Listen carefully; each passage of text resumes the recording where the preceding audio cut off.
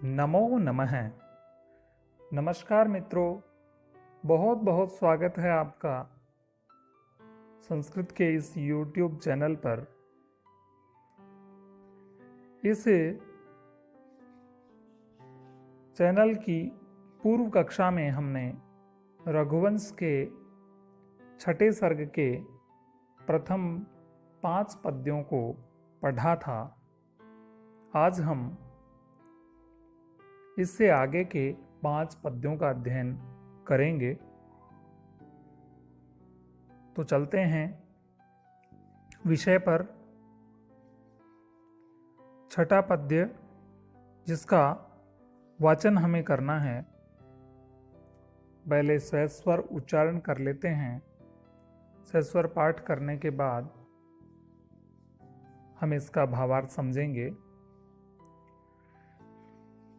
तेषां महारहासन संस्थितानां मुदारनेपथ्यभृतां समध्ये रराज भूम्ना रघुसूनुरेव कल्पद्रुमाणाम् इव पारिजातः। भावार्थ देखते हैं। तेषां महारहासन संस्थितानाम, उन जिन राजाओं के बारे में जो कि स्वयंवर में आए हुए हैं, उन्हें महार आसन संस्थितानाम, ऊंचे ऊंचे महान आसनों पर, बहुमूल्य सिंहासनों पर बैठे हुए, उदार नेपथ्य भृताम, उत्कृष्ट वेशभूषा को धारण किए हुए, तेषाम, उन भूपालानाम अर्थात उन राजाओं के मध्य बीच में, कल्पद्रुमाणाम सुरवृक्षाणाम मध्ये, जिस प्रकार से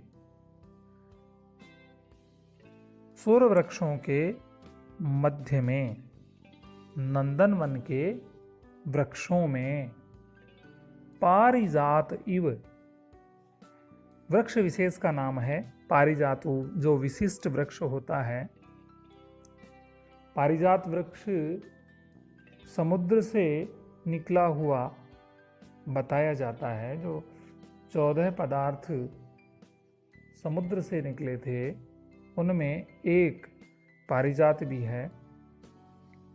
पारिजात इव तो देवद्रुम विशेष इव, किसी विशिष्ट वृक्ष के समान।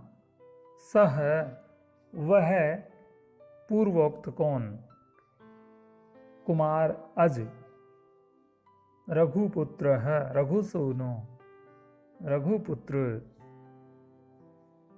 अज एव ही, धामना तेजसा, तेज से, रराज सुशोभित हुआ। पुनः देखते हैं। महार है आसन संस्थितानाम, यानी कि बहुमूल्य आसनों पर जो स्थित थे, ऐसे उदार नेपथ्य भृताम, ये उन राजाओं के विशेषण हैं जो कि वहां पर स्वयंवर में उपस्थित थे।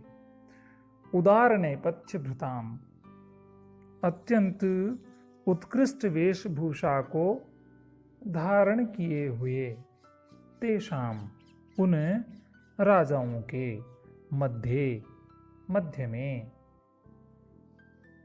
वह अज उसी प्रकार से सुशोभित हुआ, अपने तेज के कारण, जिस प्रकार से कल्पद्रुमाणाम, कल्पद्रुम के बीच में, पारिजात है इव, पारिजात के समान, पारिजात नाम के वृक्ष के समान। बहुत सारे वृक्ष जहाँ पर हों, जहाँ देव वृक्ष हों, उनमें से पारिजात विशेष वृक्ष की भांति रघुसूनु एव, वह सह रघुसूनु एव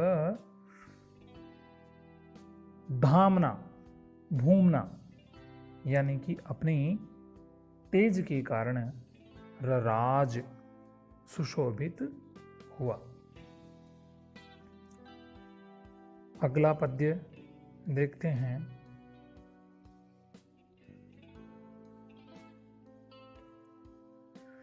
नेत्रव्रजः पौरजनस्य तस्मिन् विहाय सर्वान् नृपतीन् निपेतुः मदोत्कटेरे चित्पुष्पवृक्षा गन्धद्वीपे वन्य इव द्विरेफः। फिर से रघु के बारे में, रघु की विशिष्टता, अज की विशिष्टता के बारे में बता रहे हैं कि पौरजनस्य नेत्रव्रजाः, पुरजनों के लोचन, आंखें, नेत्र, सर्वान् नृपतीन् विहाय, सभी राजाओं को छोड़ करके, सभी राजाओं को छोड़ करके, पौरजनस्य नेत्रव्रजाः, पूर्ववासी लोगों के नेत्र, सर्वान् नृपतीन्, सर्वान यहाँ पर कुछ अलग इस पुस्तक में पीडीएफ में लिखा हुआ है। सर्वान में ये वह अतिरिक्त है जो कि नहीं आएगा। सर्वान में जो पूर्व में जो वह लिखा हुआ है हलंत, वह नहीं आएगा। सर्वान नृपतीन, राजाओं को, विहाय, छोड़ करके, तस्मिन् निपेतुहु, उसके ऊपर गिरी, लग गई, गिर पड़ी। सभी नगरवासियों की जो नेत्र हैं वो सभी राजाओं को छोड़कर उस अज पर उसी प्रकार से आकर्षित हो गई, झुक गई, जिस प्रकार मदोत्कटे रेचित पुष्प वृक्षा गंधद्वीपे वन्य इव द्विरेफा, जिस प्रकार से भंवरे रेचित पुष्प वृक्षा, पुष्प वाले वृक्षों को छोड़ करके गंधद्वीपे वन्य मदोत्कटे, गंधद्वीपे मद से, अत्यधिक मद से युक्त, वन्य गंधद्वीपे, वन्य गंधद्वीपे, किसी मत वाले गंधद्वीप, यानी कि गंध प्रधान जो हाथी है उसके ऊपर जिस प्रकार भंवरे टूट पड़ते हैं, उसी प्रकार पुरजनों की जो आंखें हैं वो सभी राजाओं को छोड़कर अज के ऊपर आकृष्ट हुई। फिर से देख लेते हैं। नेत्र व्रजाः पौरजनस्य तस्मिन् विहाय सर्वान् नृपतीन् निपेतुः, कि पूर्ववासी लोगों के नेत्र सभी राजाओं को छोड़ करके तस्मिन्, उस अज के ऊपर, निपेतुः, लग गए, उसी प्रकार जिस प्रकार से कोई भंवरे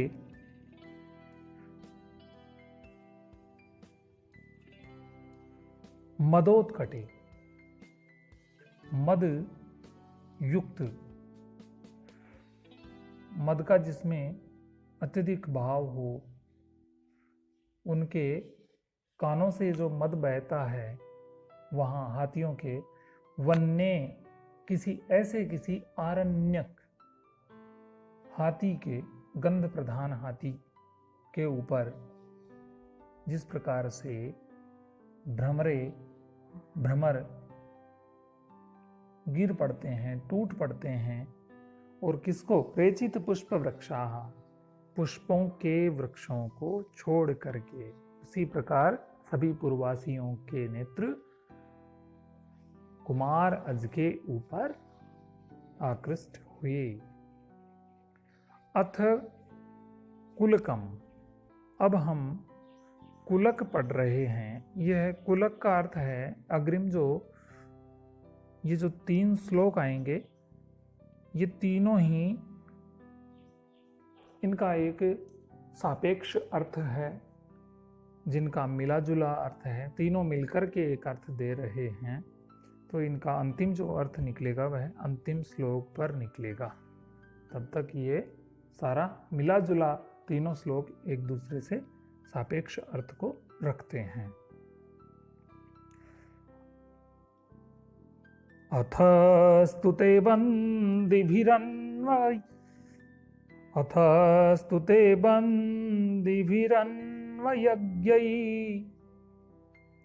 यहाँ पर यह आना आवश्यक है। अन्वयज्ञै इस जगह। सोमार्क वंशे नरदेवलोके संचारिते जागरुसारयोनौ धूपे समुत्सर्पति वैजयन्तिः। अथ इसके बाद अन्वयज्ञैः, अन्वय का अर्थ होता है वंश, यही जानने वालों के द्वारा, बंदी भी स्तुति करने वाले जो लोग हैं उनके द्वारा।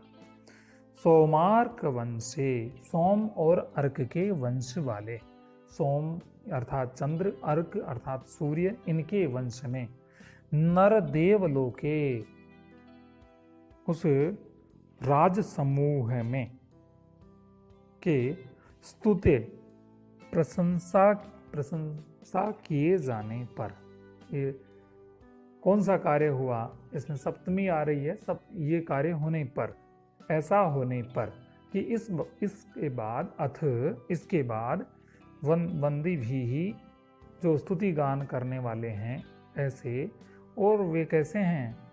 अन्वयज्ञैः, जो वंशों को जानने वाले हैं, राजाओं के वंशों को जानने वाले हैं, जो चंद्र वंश और सूर्य वंश में उत्पन्न हुए उन राजाओं के समूह के स्तुति किए जाने पर संचारिते च अगरु सारयोनौ, और अगुरु उनके सार से बने हुए, मतलब कि जो द्रव्य विशेष होता है, धूप अगरबत्ती इत्यादि में मिश्रित जो पदार्थ है, उससे धूप किए जाने पर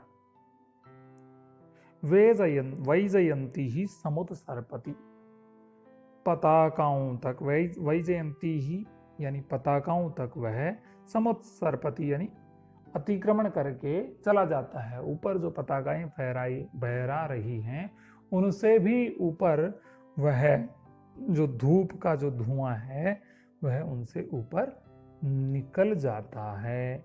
ऐसा धुएं के निकल जाने पर, अभी अर्थ संपूर्ण नहीं हुआ है, ऐसा होने पर अंतिम जो वर्ण होगा, अंतिम जो अर्थ होगा वो होगा कि यहाँ पर इंदुमती का आगमन होगा इस राजसभा में।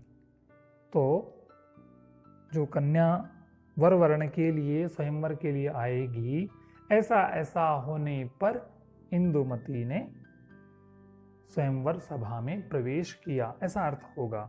तो यह कार्य अमुक अमुक कार्य हो चुके हैं। इसके बाद अगला जो पद्य है वह हम देख लेते हैं। पुरोपकण्ठोपवनाश्रयाणां कलापि नामोद्धतनृत्यहेतौ प्रध्मातसङ्ख्ये परितो दिगन्तांस्तूर्यस्वने मूर्छति मंगलार्थे। अर्थात पुरोपकंठोपवनाश्रयाणाम, पुर उपकंठ, उपकंठ का मतलब है समीप, पास में, पुर के समीप, उस नगर के समीप जो उपवन में रहने वाले, उपवन में निवास करने वाले कलापिना मोर, पुरोपकंठोपश्रयाणाम, पुरोपकंठोपवनाश्रयाणाम, पुर के समीप में स्थित उपवन बगीचे में आश्रय लेने वाले कलापिनाम, कलापियों के द्वारा, अर्थात मयूरों के उद्धत नृत्य हेतु, उनके नृत्य किए जाने के कारण, कारणभूत, क्योंकि वो उद्धत नृत्य हेतु ये कारण बना, उनके नाचने का, नृत्य करने का कारण क्या था? प्रधमात संख्ये, अर्थात शंख के बजाए जाने पर, शंख की ध्वनि से मंगलार्थे और मंगल प्रयोजन के लिए बजाए जाने वाले तूर्यस्वने वाद्य घोषे, उस तुरई वाद्य के बजाए जाने पर परितः सर्वतः दिगंतान, दसों दिशाओं में मूर्छति, फैल गया, उनकी जो ध्वनि थी वह दसों दिशाओं को उसने व्याप्त कर लिया। नगर के आसपास के उपवनों में रहने वाले मोरों के प्रसन्नतापूर्वक नाचने के कारणभूत मांगलिक जो बाजे थे, उनकी ध्वनियाँ दसों दिशाओं में गूंज उठी, और जब शंख बजने लगे, प्रधमात शंखे परितः दिगंतान तूर्यस्वने मूर्छति मंगलार्थे, मंगलार्थ के लिए जो तूर्य वादन किया जाता है, वाद्य बजाया जाता है, उनकी ध्वनि ने दसों दिशाओं को व्याप्त कर लिया। मूर्छति का मतलब यहाँ पर व्याप्त करना है, परितः यानी चारों तरफ, दिगंतान यानी दिगंत में, यानी कि दसों दिशाओं में। और उस ध्वनि के कारण मोरों ने मेघ की सी गर्जन महसूस की, और उस गर्जना से वो नृत्य करने लगे। कौन से मोर हैं यहाँ पर? जो मयूरपुर के समीप वाले उपवन में रहते हैं। आज की कक्षा का अंतिम पद्य देख लेते हैं। मनुष्यबाह्यं चतुरश्रयाणम् अध्यास्य कन्या परिवार शोभी विवेश मंचान्तरराजमार्गं पतिं वराक्लिप्त विवाह वेशा। मनुष्य बाह्यम, मनुष्यों के द्वारा वाहित, इसका अन्वय यदि हम करेंगे तो पतिम वरा, पति का वर्ण करने वाली, पति का वर्ण करने वाली,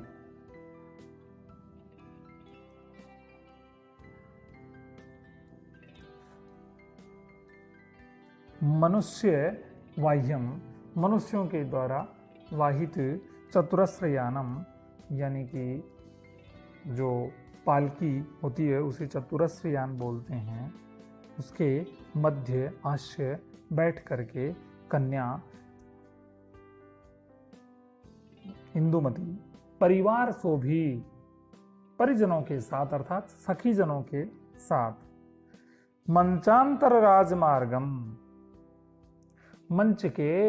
मंचों के मध्य के राजमार्ग से वह कन्या क्लृप्त विवाह वेशा, कैसी है, उसने विवाह योग्य स्वयंवर योग्य परिधान को धारण कर रखा है, विवाह वाली वेशभूषा धारण की हुई, पति का वर्ण करने वाली ऐसी वह कन्या मनुष्यों के द्वारा ढोई जाती हुई पालकी में बैठ करके परिवार शोभी सहेलियों के साथ उस मंच के मध्य में प्रवेश करती है। यह इसका भावार्थ हुआ।